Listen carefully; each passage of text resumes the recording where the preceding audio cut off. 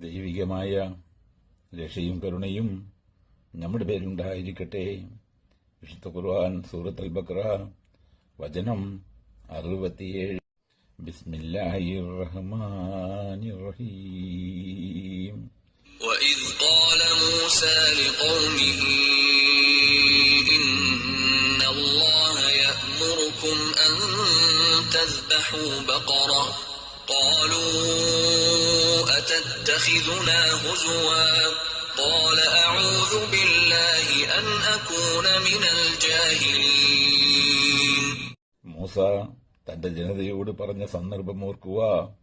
അല്ലാഹു നിങ്ങളോട് നിങ്ങളൊരു പശുവിനെ അറുക്കണമെന്ന് കൽപ്പിക്കുന്നു. അവർ പറഞ്ഞു, താങ്കൾ ഞങ്ങളെ പരിഹാസ വസ്തുക്കളെ ആക്കുകയാണോ?